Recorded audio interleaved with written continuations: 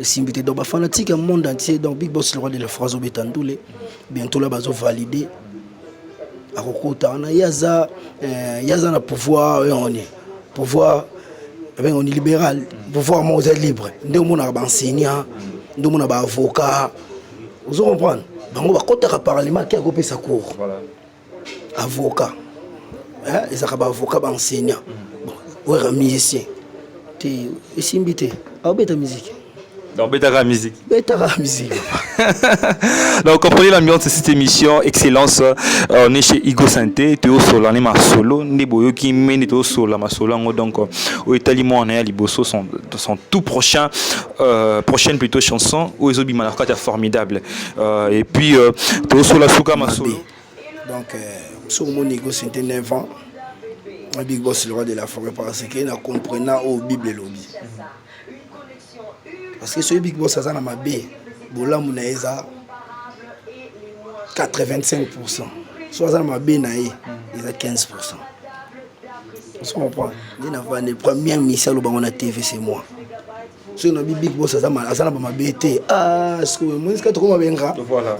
Danger mokonzi boss patron de patron. Après na souka au mo sabe mission penda yo el no wera. Wera c'était au kota lolate. Okota lola te mutazanga mabete Big Boss soit za ba mabena ils a 15% bola mun ils a 85% soko lobi nanga na prouver yango kasi ta la génération na tozo beta musique soko ça ce que ba bilan na bango nyonso ya ba leader est-ce que vous comprenez nani azara bien nani azaki bo obimisa pourcentage parce que ça peut devoir na président mission bimisa pourcentage à leader na il y a bolamu na mabe na caméra na yo parce que tu comprends raté so ki ka musicien longue maison mère et nemini à Liboso ou ranson te musicien nyo sauté et il y a des musiciens au basala bongo musicien nyo sauté depuis galonga la première la prise quoi Fabrice Robin JDT ata Ferry c'est la mission offert au fin à prise. Oh basala kana ezalaka anga bimisa disque na ya tali boye nzambe na dembela wapi voilà bo ya dembela no wa on a succès la problème té ezola elaksa nini www.congopromotv5.com chez Raf Ngindo. J'avais entendu et j'ai vu. Félicitations à Congo Promo TV. Igela coiffe ikote Papa na Kerwan éternel Kenaya Kanda Taba ikote Sensi Nganda Taba Fenenene Nganda Taba Chez Hugues la coiffe ikote Papa na Kerwan éternel Kenaya Au 174 avenue Aristide Briand 93 320 le pavillon sous bois. À la petite porte à gauche association Hugues Ikoté.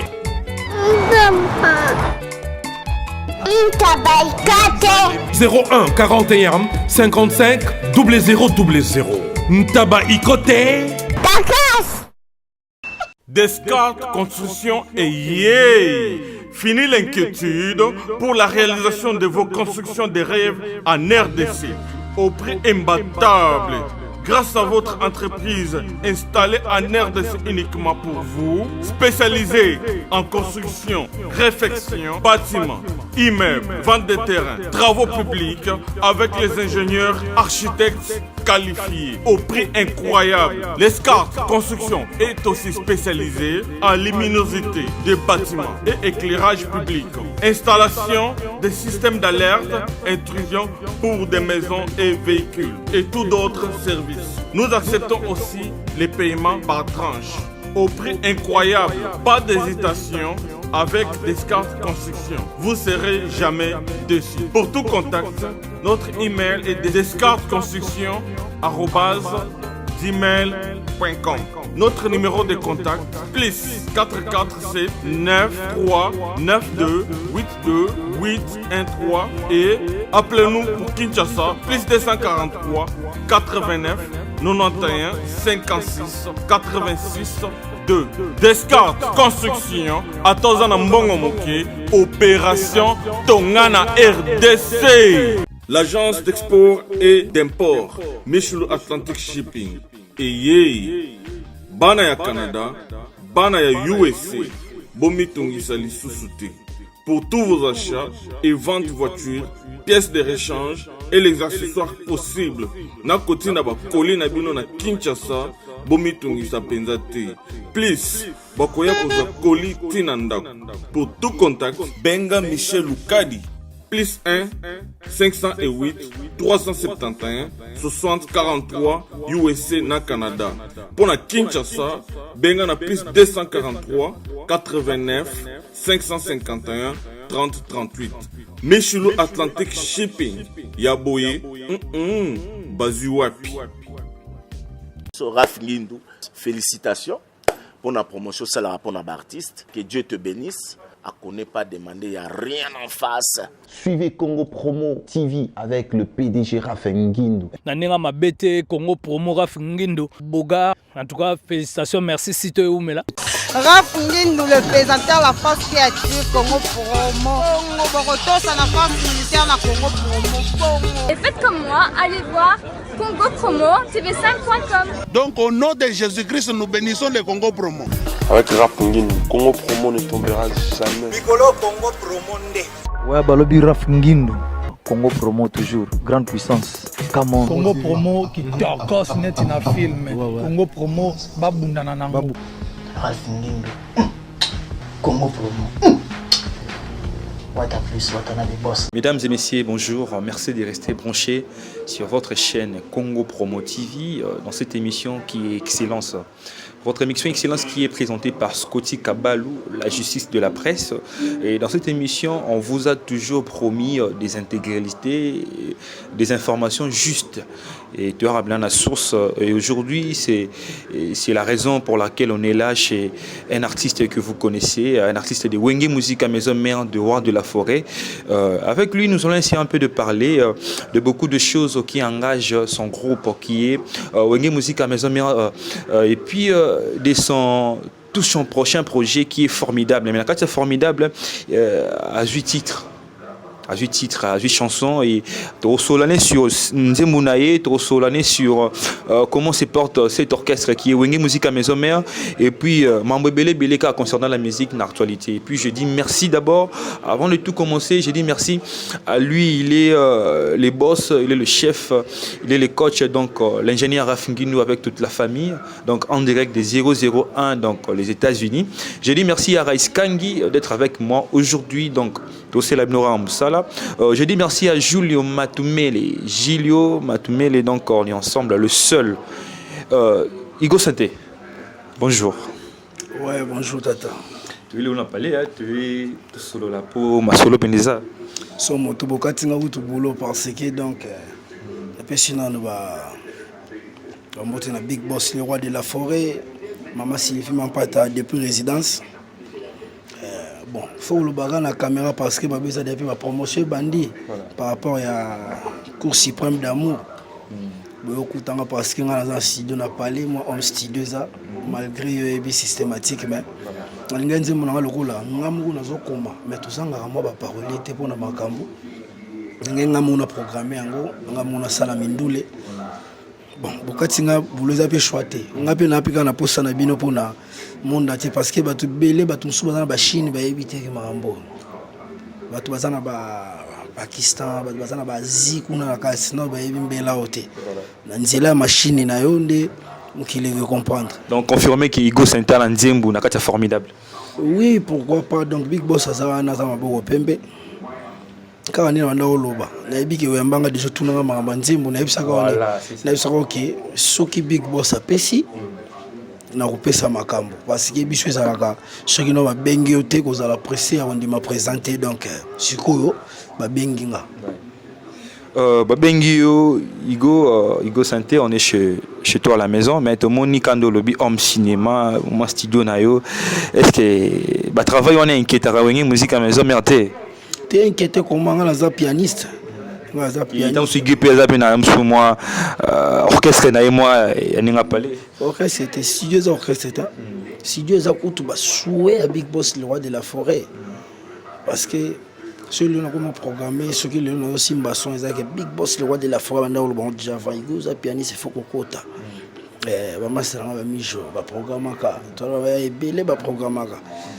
S'il faut citer sous Namoni, Nandeki, fallait pour pas témoigner si Alex piano a programme donc atala siko parce que ngaka na nzembo na ngamuko na programme ndeko mangambu te na ndimite Big Boss le roi de la fraise à la bonté contraire écoute à sepela parce que prochain album bon na pinda de biso monde to simba yango tout mais ba to ba comprendre tant ba ka texte nanga ba ka pina musique nanga ba yo kana katinanga. Bon, en parlant de thème au texte, Katina Ondozolo Banakatia Nzembunayo, Igo souhaitait Azoko souhaiter à pesa quel genre de mélodie na mélomane congolais. Ouais, tout déjà salama, auto salaka to bandela ka aussi salama parce que le monde est rond. Donc kilingiza donc toujours tourner kaka. Mais ce qu'on a qu'à tourner wana ce qui abandon qui de gauche, droite, gauche, droite, gauche. Ngelo na roya na kaka droite droite gauche gauche droite droite gauche gauche na o kakeleka donc ngile comprendre na zona musique voilà musique na zona musique mais kozala différent na musique o tozo tournaka o toyoka parce que tu as vu que ces derniers temps tout Dr Jeff Jad il était en APC Pembote à passant dans cette émission na eu Igo Pakeka kuna ou bien azana mutu moko déjà Mbappé docteur on a siko docteur Igmalongi wow docteur Igmalongi donc cours suprême d'amour donc j'aime docteur Igmalongi on a dit na yo bien oui ranson d'après à proposer qui te nga penda na pona nga na ngena yembela nzambe Igo Santé na vela nzembo na ngai na ngana yembela nzambe tona tali na ke bon lokola ba sollicitation za ki fort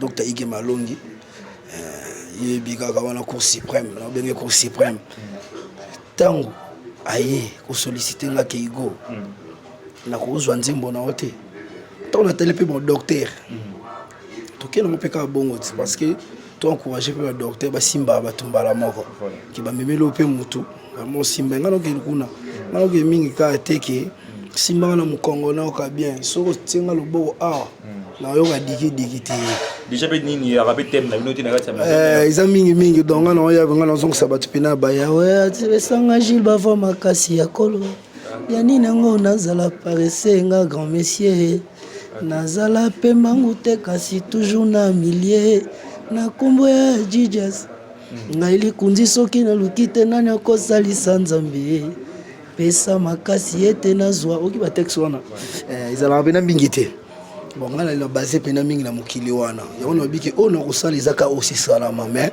c'est un peu différent. Toujours en parlant de votre chanson Oezamo Noël Liboso, le choix est porté sur qui? Parce que ces derniers temps, musicien et Bélé Pena Maison Mère Oban a besoin le Big Boss Abi Misabango. Chanson Noyo musicien Yembango ou bien c'est toujours le roi de la forêt d'Aro à Roissy Marmonios? Big Boss le roi de la forêt Moutoua Trenga dans un instrumentiste et puis Yoko Zuna catcher américain. Puissance, aura fidélité d'amour. Donc Big Boss le roi de la forêt Moutoua Yembanzembolanga. Parce que vous avez première chanson dans Ngaï. Il y a vu donc après 9 ans de formation. Et pas Big Boss le roi de la forêt. Donc il y a mon fois corriger ka ba papier nanga aux examens. Surtout tu as bino ba instrument c'est beau raté tout le monde peut tianga à l'aise, tout le monde ba fidélité d'amour, tout le monde a bon on ni voilà Kidumbo. Donc il y a on a le big c'était on les a examen près après ça. Voilà. C'est un PC examen tant on a papier. Na que non pas café ou ma corriger.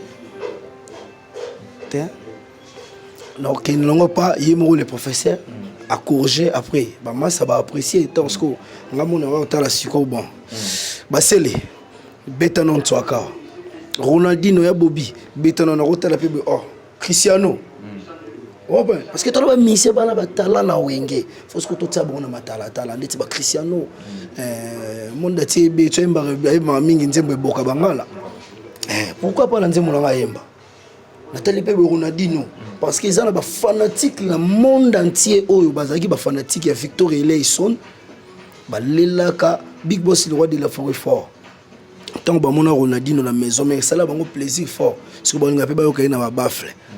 Donc on a vu que nous allons un peu différent. Non, c'est pas formidable. Nous avons le roi à laquelle il est.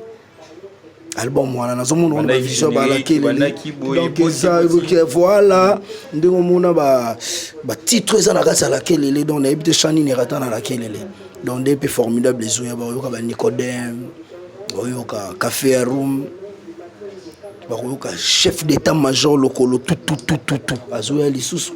Voilà, parfum d'hiver peut être parfum d'hiver sous donc ils ont interprété un Big Boss le roi de la forêt déjà na moni mamogo igendinga le voandu donc c'est ça quoi baroyoka pe bikorino makaba baroyoka pe le professeur Igo Santé. C'est ça. Mais parlons aussi d'un sujet d'actualité où Toebi qui est biso nyonso bonne tout ya Congo promo bola na biso que non Toebi ici encore va valider Ranson ou bien il sera validé dans peu de temps dans l'Assemblée nationale. Sikoyo Toebi maison mais a préparé déjà dauphin ou assurer ma solo bien dingue. Dauphin zata. Na wenge dauphin te. Mais Nicodème mi benga dauphin chaque fois. Ba dauphin za ba kabelez. Ba dauphin za ba kaibelé. Vous comprenez? Big Boss le roi de la forêt a robé ta musique. Dernièrement, on s'en a vu sur réunion moral fort. Surtout pour nos bateaux, pour sa campagne que oui, retire musique. Pour les anneaux jeunes. Papa le tumba ou tout papa, mais à coup na scène. Parce que prise na ajoana à ça la jubilé. Tu simbita. Mi parlait déjà bimi eza libanda na miss nanga na zo mona ngo. Et troisième pe kolika ningo lo baki troisième colis déjà. Ngane libanga. Ona yawa te. Na yesi zibe service. Na zwakata 37 colis awa na zibe service na mbala moko. 37. Oh, ngaku na banga kina esi mona chaka 3. Ah bon? Yiba yango na kiserie na bango ya musala. Basa pe na Brazzaville. Mwana lobaki nanga pe na Angola bazali. Bazali na Angola, bazali na Brazzaville. C'est que to benga bango monde entier. Uko kanseri ukola mundele. Na moni yango. Acha mundele te. Azakia. Yo mutuza na France. Précisément izala na Paris. Izala na Rennes. Izala na Lyon. Izala sikanini. Soko uza na Pauline yo. Kunyo kwa maneyote ba numéro na biso yango wana benga na yo zibe service aku livrer yo carton pe ko retirer yemuku akuya kuzwa yango pe akuya wana Kisasa kaka Kisasa te ya Maniata Makalu na Point Noir na Brazzaville na Angola na Kinshasa place à Robunga ezate Hugues la coiffe Ikoté. Et enfin, je suis arrivé. Salon Hugues la coiffe Ikoté. Non seulement c'est un salon de coiffure, mais aussi une machine de transformation des hommes et femmes. Regardez-moi comment je suis. Vilain. Mais attendez, 2 minutes. Bogart. Vous allez voir.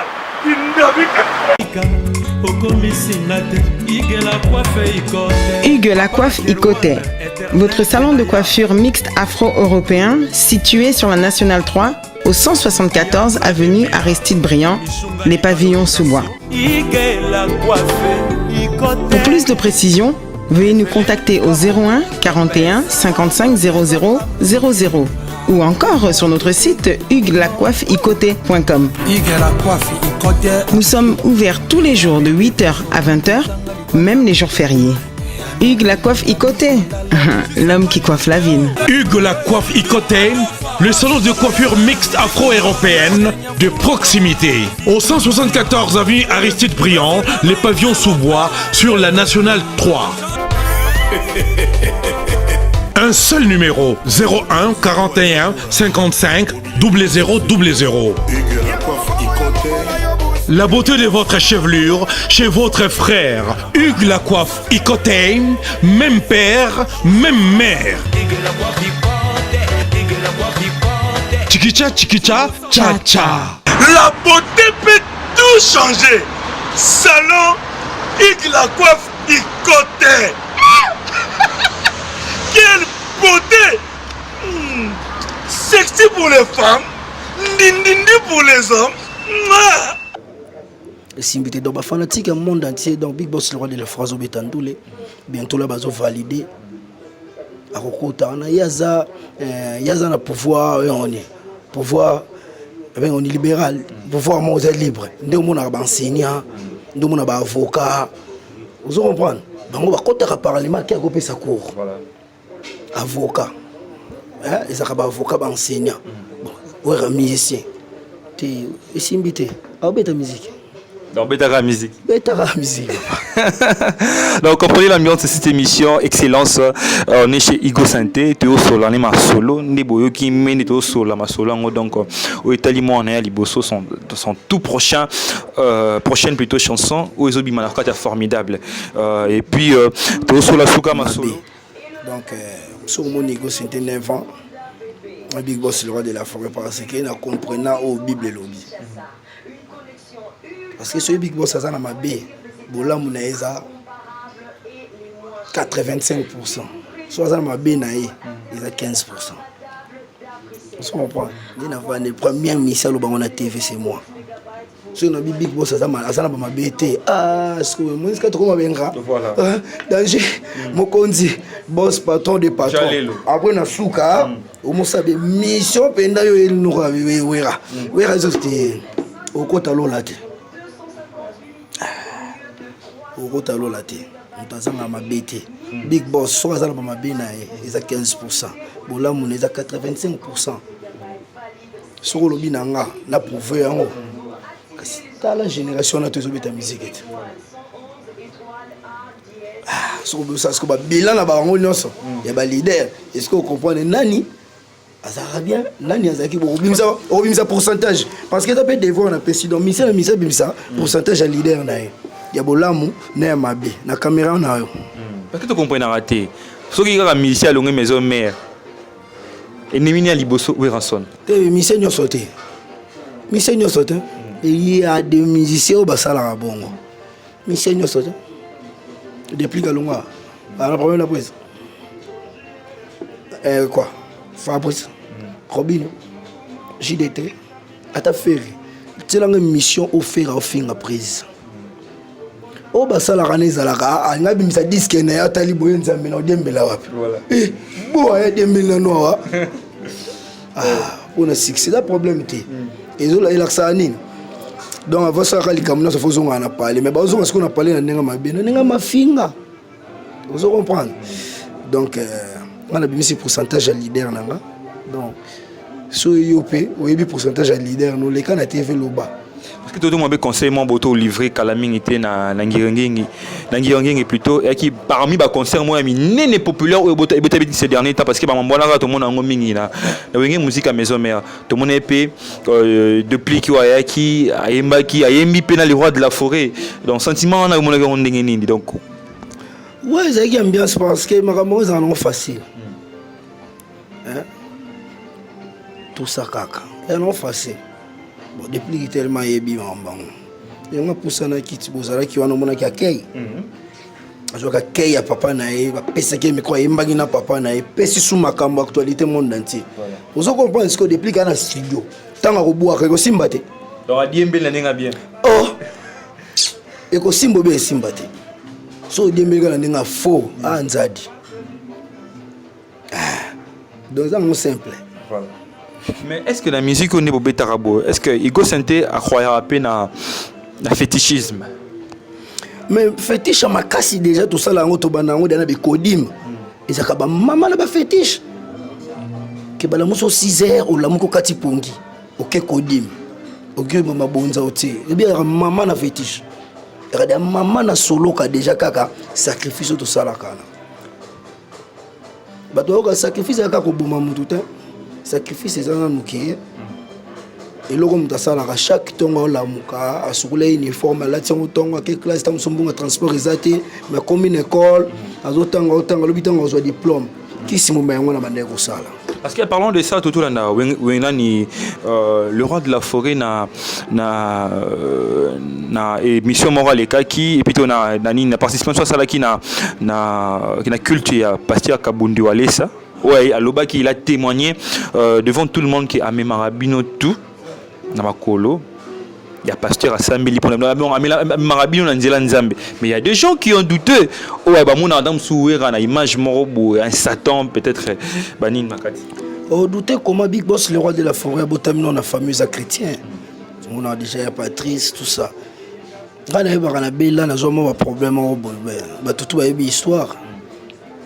Mutaya mang au presa belela. Frère Patrice na téléphone. Pas yo prier. Donc ça le roi la belle nani Nzambe. Parce que wana za musali ya Nzambe.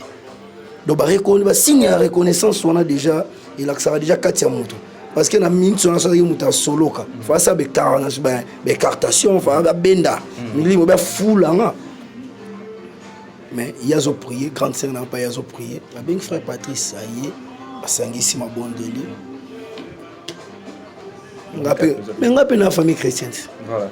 Mais na za mona ba nkoko. Encore sundeni mais bakoko bazali mais bakoko to mona coutume moi mingi bika coutume na Afrique qui na le roi moi qui ndokite tina mariage pourquoi ba recommander on a mariage tant que ba sala rédiger va passer ba tout nani est-ce que le deux familles si boyokana na rani ni pour ta maman nzungu makasu bani kasi ngwana kasiti bina ninga bongo ko le kala mais ninga siko ke to mona ngabino poto mona on peut pas le beso Tromboka ba système pe banini donc bongo te kala za koko mona nzambe. C'est lui, Igor Santé Nabibo, comprendre Mamlet au Bété Nakati émission. Je profite à dire mes big salutations à Pablo Kaembe. Donc Pablo Kaembe, lui c'est mon oncle. Donc Pablo Kaembe à Madame Léontine Moussamba. Donc à la Mingtina Bakin, à Ninga la Miki, on a sous Moni Soussou. Lui c'est Kadiston qui toque au Kaembe Nakati Liège. DJ Force qui toque au Kaembe. Donc DJ Force qui toque au Kaembe Nakati Liège. Et puis sans oublier Papa Onassis. Donc ce qui est à Liège, Nakati Belgique au Moniété. Donc au passage na les agibena aveugle. Et puis Igor Santé de Monio Ozo Beta guitare. La guitare y a fantaisie bien aussi m'a rappelé instrument bel. Nga pianiste. Voilà. Et par rapport à ce qu'il y a projet Nenge Vimbi Boy parce que nous bochapi banzimbu souffle baksama et formidable gros ben d'habitude petit fan de l'année ou bien non. Baboulet quelqu'un ngai chef d'état-major na Makaba. Presque Baboulet c'est la générique à Diego. Donc tout ce qui est 4 plans. Dans des tous abos et tous en avril. Mais tu fin juin. Ce qui est raté fin juin début juillet on a formidable na bo parce que vacances au bana distraction té. Donc bana ba oser moi na vacances to bimisa ba diemba balançoire. O ba diemba et matara 1000 francs. Makine. O diemba à 100 francs to bimisa diemba mati 1000 francs. Na vacances on est ça qui bien bana ba se retrouver qui lundi et mardi 7 jours de la semaine bana vacances mais ba zo sous éducation na nzela ya Sedawera. Et on a Big Boss le roi de la forêt tout sous vacances. Bana bakangi classe bazongo na ndako mais toujours continuer à côté pour makambo ezoya. Est-ce qu'il y a un générique qui bobi sa taxi jaune formidable et tout consort. Est-ce que tu as maintenant Igo Santé on a pu à Katafumba parce que Katafumba faut reconnaître et ça makambo Igo Santé. Faut détendre dans Zoloba Yokozuna 4 fois champion. 4e titre dans Zopé Sakaso dans Zouat. On a Zouat Siko dans le bon mot parce que Demba Balançoire ils a gagné 3e titre. Sur 4e titre on a Zouat que catcher américain Yokozuna. Donc 4e titre on a Zouat on a 4e titre donc au moins il y a na beta ba senté na ngezo mataloro là. Au moins force à Demba. C'est là que force à parking. Est-ce que vous comprenez que ton nom qui était non matakaka. So ne beta kana yo na joint beta ba titre yo moko. Oui bon.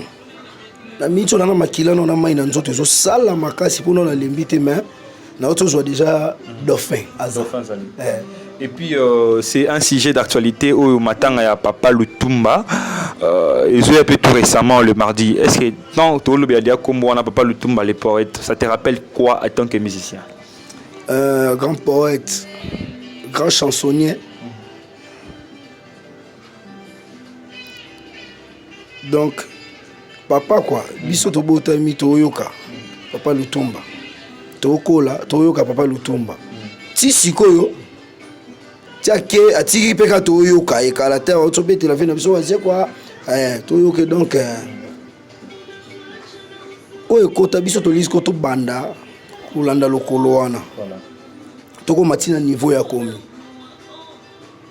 esuka wana te toleka yango ane makambo osoko leki na teva onga banoza na papa Lutumba ngakutu papa Lutumba ngani mnatika desana na ete papa Lutumba va ko folo beka ka manda tika na orchestre isili ino se tika liwana to ye kolande to sala plus oye asali surtout biso instrumentiste. Merci.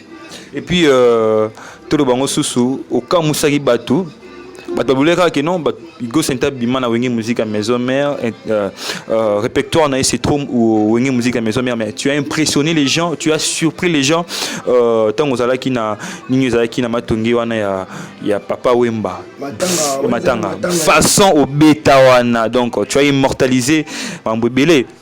Oya kufaki wana ta pianiste donc pe asonam to kundaki de yamasana nga seda na nzenze sikoyo matanga ya vivre na ye yobi da biso na papa mbato beta ba concert ensemble trop, et puis la musique ezama tongi nga za kasavu donc lito ikaka bon na répertoire orchestre tout congolais banzembo na bino tout bino nyonso donc tu peux na pe na parler be o tabi baba banzembo zo bima mikolo mais faut na travailler bango pour na bandeni na opanzati tu na terrain na makambo mikolo na terrain habiter par toute franchise mais liberté na makambo na terrain penda c'était mentir Mobutu penda zobeta di kapa zobeta zoka penda barumba na wana yeke bien félicitations fallait papa aobeta bien mais na kota ninga na pena ninga show maestro Fabo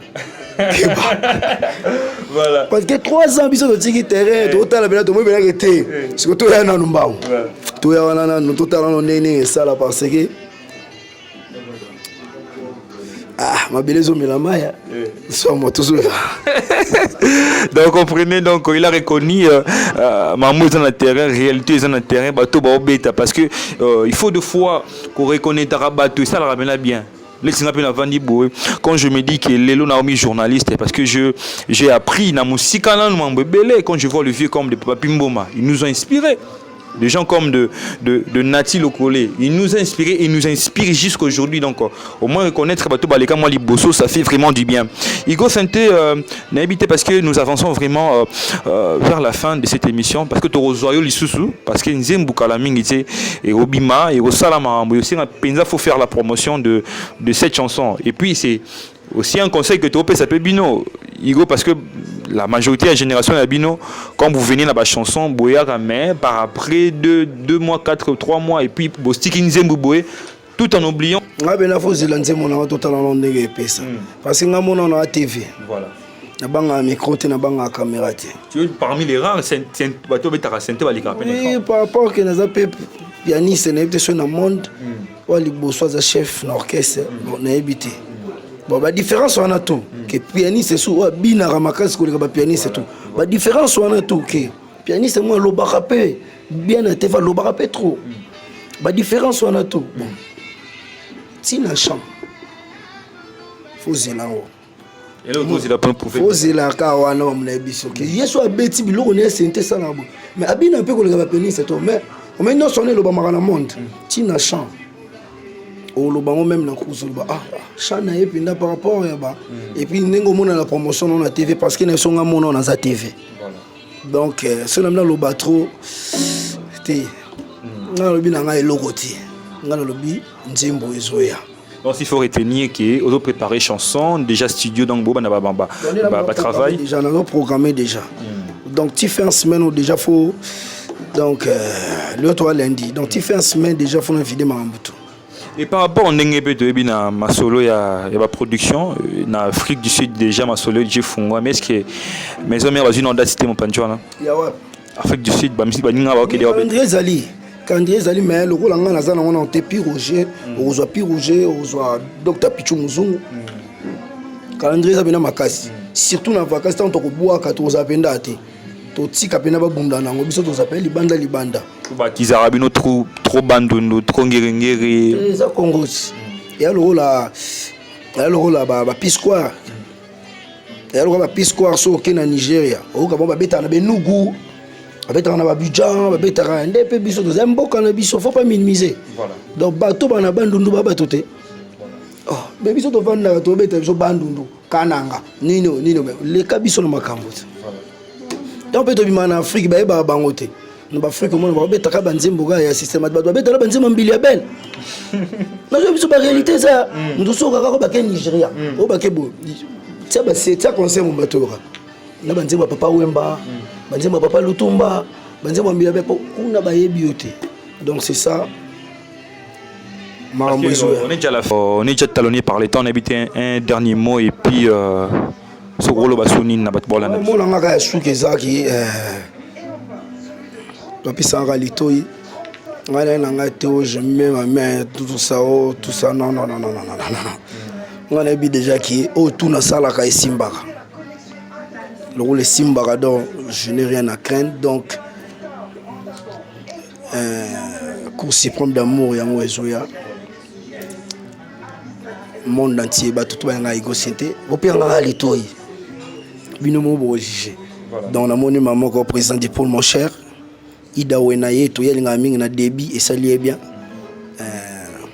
anete dinga meya na moni maman Claudine Kinwa venanga Igor Fekizola honorable Lutumba Blanche Made na moni Benitoko maman Eugénie Mokiri dona Monica na Luanda moni maître Bed Ngonge Gatuzo Abido Samba maître Igondo kwele désolé London City ote na tongo zui na tongo Af Market wana grand frère na ngasiko Jean Lik Matwabika la moni pe Lik Matwabika doué donc somna ke musika donc na komisu ba kote ba ya Londres kuna na moni Nathalie Makoma na moni Claudia Liwala onki ya Zarana Nicole Onda donc Ige Malongi puissance donc somo docteur Ige Malongi puissance donc bala terre na moni banzo ya Weranson nouvelle génération les intimes les vrais Weransonique dans la moni Ligue des champions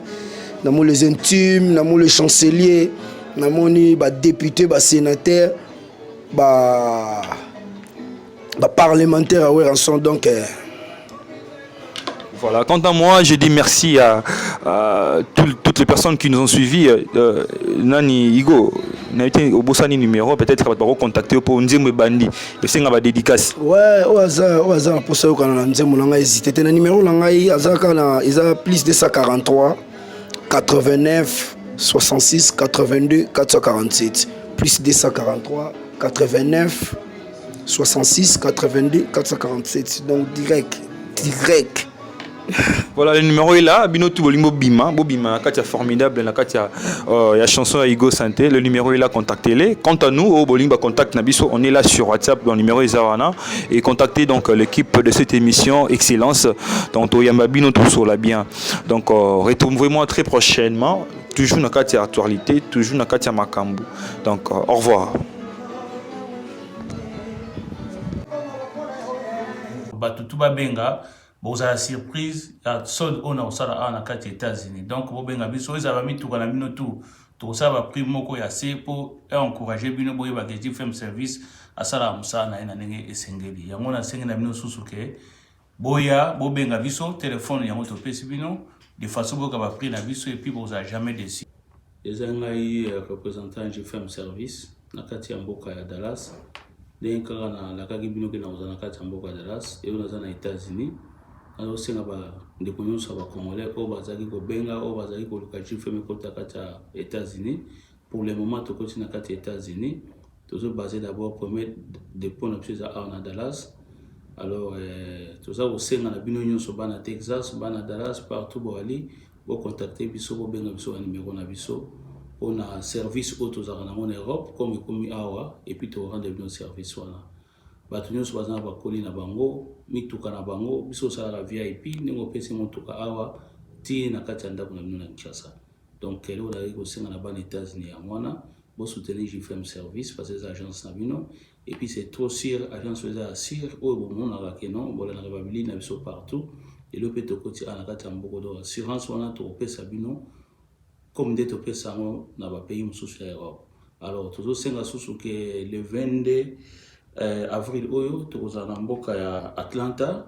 Batunyo so bazana ba koli ko na mboka Atlanta ba préparer le 22 j'ai fait un service pour za la wana na motoka to ko la biloko pour son na le 23 nembo moko pe na mboka ya Houston to ça la peine nga wana et puis ba o nyonso baza aux alentours ba o nyonso baza biloko na bango ba benga biso to rendre nos services wana et le message na ba aux anango pour na lelo na mboka États-Unis. OK, j'ai fait.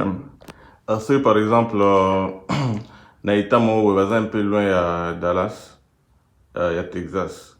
Condition niveau pesa pour que nous avons vraiment qui ça. Bon, total par rapport à distance, si tu as un peu de distance, c'est mais tu vas s'organiser. Pour une chose, tu vas s'organiser. Total, quoi faire pour te résoudre le problème?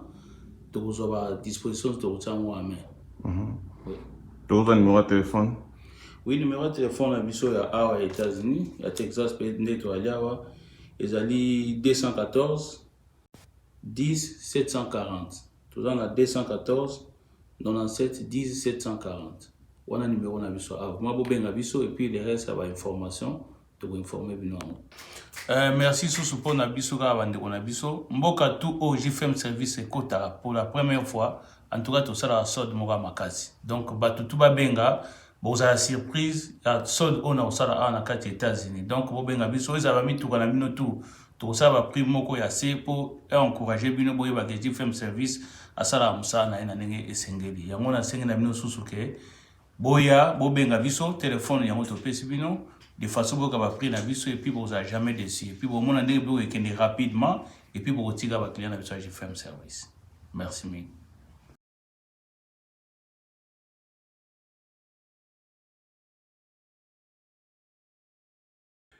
Hey Congo, this is JFM Service. We're here in Dallas, Texas, the United States of America. We're just reaching out today to basically let you know we have some affordable prices. Anything that you guys want to have shipped from here to Congo or to Kinshasa, we'd be more than happy to get that done for you guys. Come see us, come visit us. We have an office in Houston already. We also we'll be in Atlanta on the 22nd and the 23rd of this month, April. If you guys have anything that you guys want to get shipped out, come see us. We ship everything from clothes to cars, to vehicles, to trucks, jets, whatever it is that you have. Come bring it to us. We can give you a price estimate on and get you a good price. We can beat out any of our competitors. So if you have any pricing that you saw somewhere else, you can bring that up to us as well. We'd be more than happy to take a look at it and see if we can get that fixed up for you.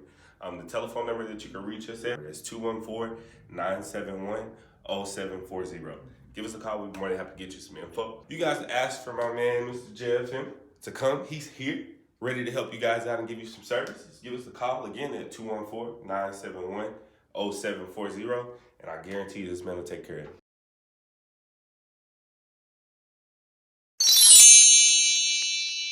Sepela TV eye na makambo ya sika lisusu. O ba chaîne ya France eza na kati. Ba chaîne ya Congo eza na kati. Ba chaîne ya Londres eza na kati. Olingo na makambo ya politique ya sika. O parti AA eza na kati. O parti BB. O CFAIO eza na kati. Ya Sepela TV. Bouquet comme ya muke boye. O tina poche voyager na ngokeno partout lingi. Na bouquet no ya Sepela TV. Sepela TV.